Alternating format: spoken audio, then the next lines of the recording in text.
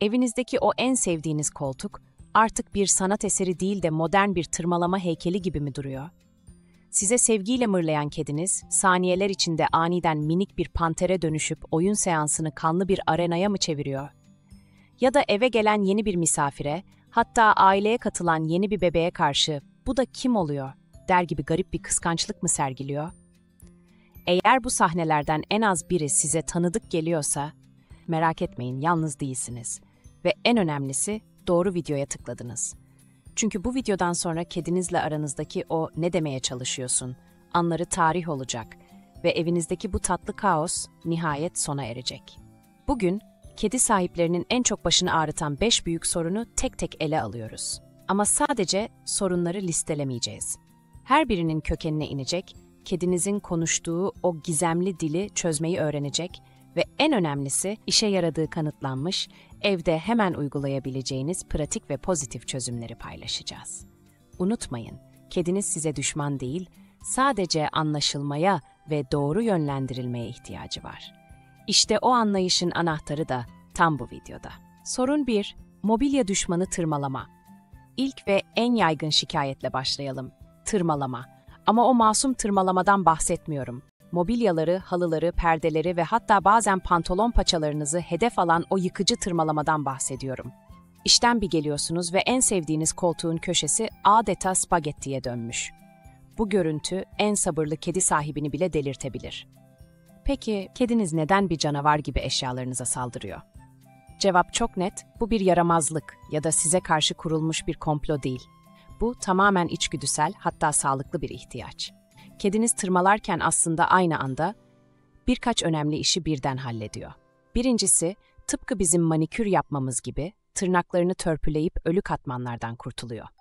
İkincisi, bu esneme hareketiyle tüm sırt ve omuz kaslarını geriyor. Bu onun için müthiş bir egzersiz. Ve üçüncüsü, belki de en önemlisi, imzasını atıyor. Patilerinin altındaki bezlerden sadece onun alabileceği bir koku bırakarak etrafa, "Burası benim kalem, benim krallığım" diyor. Yani onu bu davranıştan tamamen vazgeçirmeye çalışmak hem imkansız hem de onun doğasına saygısızlık olur. Madem engelleyemiyoruz, o zaman trafiği doğru yöne çevireceğiz. Çözüm yapma demek değil, "Gel bunun yerine burada yap" demektir. İşte 3 adımlı basit çözümünüz. 1. Doğru tırmalama alanını yaratın. Kedinize koltuğunuzdan daha cazip tırmalama yüzeyleri sunun. Piyasada dikey direkler, yatay kartonlar, duvara monte paneller gibi bir sürü seçenek var. Önemli olan kedinizin zevkini keşfetmek. Bazıları dimdik direklerde gerinmeyi severken, bazıları yerdeki kartonları parçalamaya bayılır. İdeal bir direk, kedinizin tam boy uzanabileceği kadar yüksek ve tırmalarken devrilmeyecek kadar sağlam olmalıdır. 2. Cazibeyi artırın. Yeni tırmalama direğini kedinizin halihazırda sabote ettiği yerin tam önüne koyun. Mesela koltuğun o meşhur köşesinin önüne. Üzerine biraz kedi nanesi serpiştirerek veya feromon spreyleri sıkarak onu oraya davet edin. Onunla direğin yanında oynayın, oyuncaklarını üzerine asın. Orayı her kullandığında ise onu sevgi dolu sözler ve 1-2 ödül mamasıyla göklere çıkarın. Bu olumlu teşvik en güçlü eğitim aracınızdır. 3. Yasak bölgeyi sevimsizleştirin. Aynı anda mobilyalarınızı daha az çekici kılın. Kediler yapışkan hissinden nefret eder, bu yüzden tırmaladığı bölgelere çift taraflı bant yapıştırabilirsiniz. Alüminyum folyo sermek de işe yarar. Ayrıca evcil hayvanlar için güvenli olduğu belirtilen narenciye kokulu spreyler de oldukça etkilidir. Çünkü kedilerin çoğu bu kokulardan pek hoşlanmaz. Bu yöntemlerle kedinize net bir mesaj verirsiniz. Orası rahatsız edici ama bak, burası harika bir yer. Sorun 2. Ani agresiflik, ısırma ve saldırma. Tam kedimi severken bir anda elimi ısırıp kaçıyor. Oyun oynarken ellerimi, kollarımı çizik içinde bırakıyor. Bu cümleler tanıdık geliyorsa, agresiflik denen o can sıkıcı misafirle tanışmışsınız demektir. Sevgi dolu bir anın aniden bir saldırıyla bölünmesi hem kafa karıştırıcı hem de üzücüdür. Peki bu, kedinizin size karşı bir garezi olduğu anlamına mı geliyor? Hayır, kesinlikle değil. Agresifliğin altında neredeyse her zaman bir neden yatar. Tıbbi bir sorun, korku, stres veya en yaygını yanlış öğrenilmiş oyun alışkanlıkları. Kural 1. Aniden başlayan bir sinirlilik durumunda ilk durağınız her zaman veteriner hekim olmalıdır. Ağrıya neden olan bir rahatsızlık veya hormonal bir sorun, kedinizin dokunulmaya karşı aşırı tepkisel olmasına yol açabilir. Tıbbi sorunlar elendikten sonra en yaygın sebep oyun agresifliğidir. Özellikle yavruyken ellerimizle oynamaya alıştırdığımız kediler, büyüdüklerinde de ellerimizi avlanacak bir oyuncak olarak görmeye devam ederler. Bir diğeri ise sev beni ama o kadar da değil agresifliğidir. Bazı kediler aşırı uyarılmaya karşı hassastır. Uzun süre sevilmek onları bunaltabilir ve yeter artık demenin tek yolu olarak hafifçe ısırmayı seçebilirler. Çözüm agresifliğin türüne göre değişse de altın kural asla değişmez. Fiziksel ceza asla ama asla bir seçenek değildir. Bağırmak veya vurmak, kedinizin sadece sizden daha çok korkmasına ve sorunun daha da büyümesine neden olur. 1. Oyunun kurallarını baştan yazın. Kedinizle oynamak için asla çıplak ellerinizi veya ayaklarınızı kullanmayın. Aranızda her zaman bir oyuncak olsun. Oltalı oyuncaklar, lazer ışıkları veya fırlatabileceğiniz toplar, onun avcılık içgüdüsünü sizin yara almadan tatmin etmenin en güvenli yoludur. Oyun sırasında yanlışlıkla ellerinize saldırırsa oyunu o an kesin. Yüksek ve tiz bir ah sesi çıkarıp odadan uzaklaşın. Bu ona şu mesajı verir: İnsan derisi hassastır. Isırdığın an oyun biter. 2. Onun yeter sinyallerini öğrenin. Kedinizin vücut dilini okumayı öğrenin. Kuyruğu hızlı hızlı sallanmaya, kulakları arkaya yatmaya veya vücudu kasılmaya başladıysa, bu sevgi seansının sonuna yaklaştığınızın sinyalidir. Bu işaretleri gördüğünüz an onu sevmeyi bırakın ve kendi haline dönmesine izin verin. Sınırlarına saygı duyduğunuzu gördükçe size daha fazla güvenecektir. 3. Evi onun için daha eğlenceli hale getirin. Canı sıkılan bir kedi, birikmiş enerjisini atacak bir yer bulamayınca agresifleşebilir. Tırmanabileceği duvar rafları, pencere önüne konmuş bir kuş yemliği veya içine mama saklayabileceğiniz zeka oyuncakları ile evini daha ilgi çekici bir hale getirin. Düzenli ve yorucu oyun seansları, enerjisini atmasına ve daha sakin bir ev arkadaşına dönüşmesine yardımcı olur. Sorun 3. Kum kabı protestoları. Geldik belki de en sinir bozucu ve endişe verici soruna. Kedinizin kum kabını terk edip tuvaletini halıya, yatağa veya en olmadık yere temiz çamaşır sepetine yapmaya başlaması. Bu davranış evdeki huzuru kaçırır ve genellikle sahiplerin kendilerini en çaresiz hissettiği andır. Kediniz bunu size inat olsun diye mi yapıyor? Kesinlikle hayır. Kediler inanılmaz titiz hayvanlardır. Eğer bir kedi kum kabını kullanmıyorsa, bu bir protesto değil, acil bir yardım çığlığıdır. Bize bir şeyler fena halde yanlış gidiyor demenin en net yoludur. Bu davranışın arkasında genellikle iki ana neden grubu vardır: tıbbi ve çevresel. İdrar yolu enfeksiyonu gibi sağlık sorunları, tuvaleti kullanmayı acı verici hale getirebilir ve kedi bu acıyı kum kabıyla ilişkilendirir. Bu yüzden bu davranış başladığında ilk ve en önemli adım derhal bir veteriner hekime gitmektir. Eğer kediniz sapasağlamsa, o zaman sorun kum kabının kendisi, yeri veya içindeki kumla ilgilidir. Veteriner kontrolü yapıldı ve kedinizin sağlıklı olduğu anlaşıldı. Harika. Şimdi Sherlock şapkanızı takıp ipuçlarını birleştirme zamanı. 1. Kum kabı matematiği ve temizliği. Altın kural şudur: evdeki kedi sayısı +1. Yani bir kediniz varsa 2, 2 kediniz varsa 3 kum kabınız olmalı. Bu onlara seçenek sunar ve rekabeti önler. Ve en önemlisi temizlik, temizlik, temizlik. Kediler kirli bir umumi tuvaleti kullanmaktansa en sevdiğiniz halıyı tercih ederler. Kum kabı her gün en az 1, ideali 2 kez temizlenmeli ve haftada 1 tamamen boşaltılıp sabunlu suyla yıkanmalıdır. 2. Konum. Konum. Kum kabının yeri hayati önem taşır. Kediler en savunmasız anlarında kendilerini güvende hissetmek isterler. Bu yüzden kum kapları, çamaşır makinesi gibi gürültülü aletlerin yanına, evin en işlek koridoruna veya mama kaplarının dibine konulmamalıdır. Sessiz, sakin, kolay ulaşılabilir ama biraz gözden uzak bir köşe mükemmeldir. 3. Kap ve kum zevkleri. Bazı kediler kapalı kum kaplarında kendilerini kapana kısılmış hisseder. Bazıları yaşlandıkça yüksek kenarlı kaplara girmekte zorlanır. Aniden değiştirdiğiniz parfümlü kum, onun hassas burnunu rahatsız edebilir. Genellikle kokusuz, ince taneli kumlar en risksiz seçimdir. Emin olamıyorsanız, yan yana farklı tipte kap ve kum koyarak hangisini tercih ettiğini ona sorun. Cevabı size gösterecektir. Sorun 4. Kıskançlık ve saray kavgaları. Eve yeni bir kedi mi geldi? Belki hayatınıza yeni biri girdi ya da bir bebek dünyaya geldi. Ve o ana kadar melek gibi olan kediniz bir anda tıslayan, hırlayan, hatta yeni gelene pusu kuran bir karaktere mi büründü? Biz buna kıskançlık diyoruz ama kedilerin dünyasında bu daha çok kaynak ve taht savunması anlamına geliyor.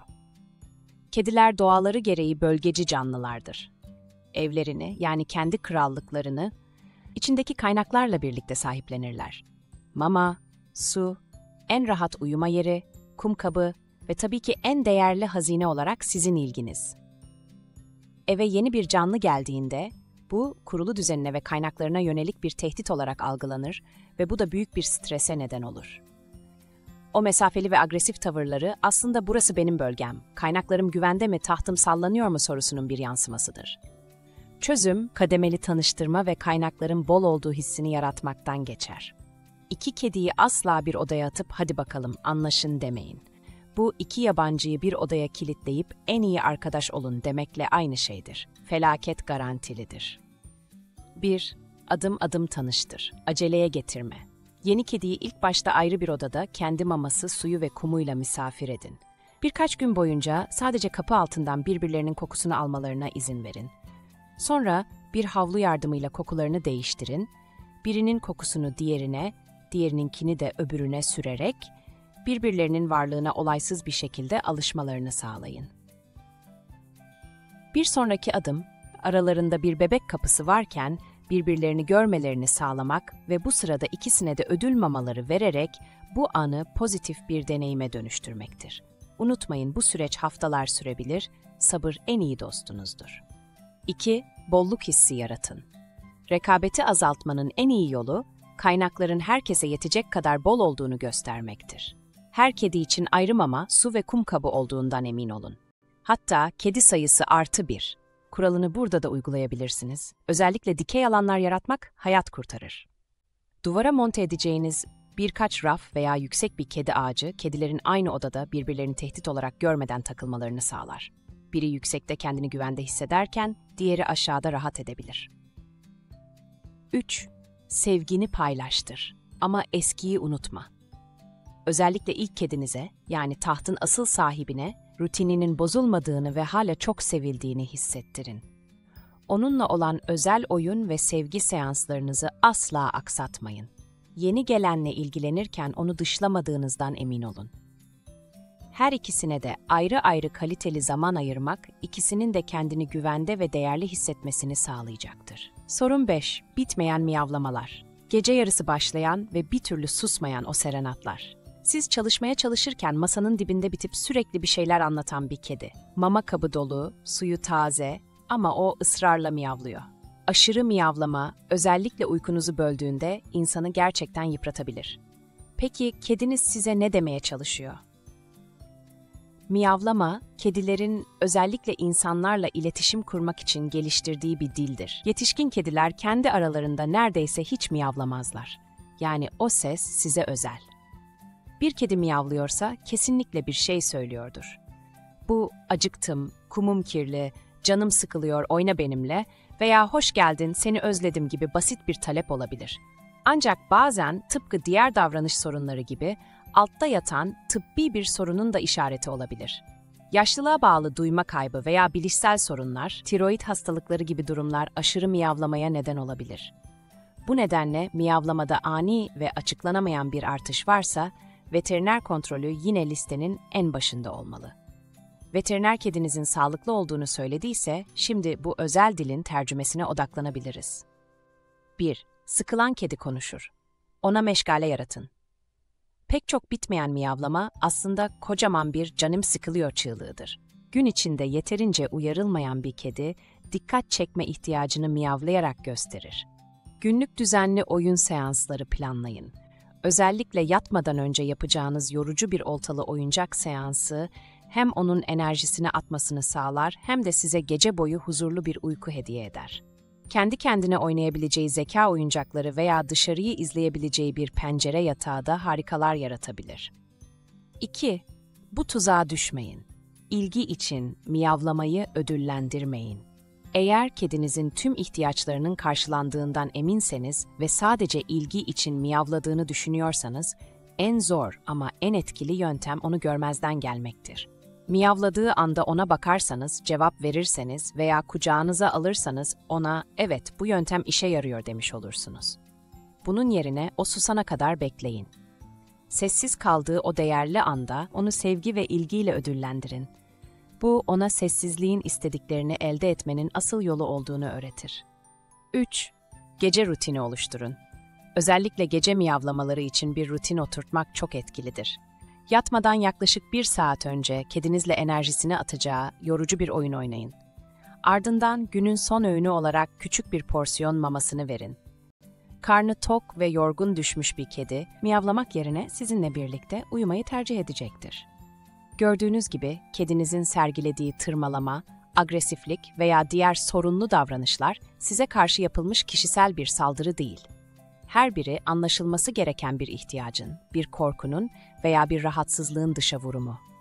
Onların dilini öğrendiğimizde bağırmak ve cezalandırmak yerine anlamaya ve doğru yönlendirmeye başlarız. Unutmayın, bu işin 3 sırrı var. Sabır, tutarlılık ve bolca empati. Bu yöntemler sadece mobilyalarınızı kurtarmakla kalmayacak, aynı zamanda patili dostunuzla aranızdaki bağı güçlendirip karşılıklı güveni yeniden inşa edecek. Şimdi söz sizde. Sizin evdeki minik karakterin en çok sergilediği davranış hangisi? Ve sizin bu konuda işe yaramış çözüm yöntemleriniz var mı? Deneyimlerinizi aşağıdaki yorumlar bölümünde bizimle ve diğer binlerce kedi dostuyla paylaşın. Birbirimizden öğrenecek, ne kadar çok şeyimiz olduğuna şaşıracaksınız. Bu ve benzeri videoların devamı için kanalımıza abone olmayı ve bu videoyu faydalı bulduysanız o beğen butonuna basmayı unutmayın. Bir sonraki videoda görüşmek üzere, patili dostlarınızla mutlu ve huzurlu kalın.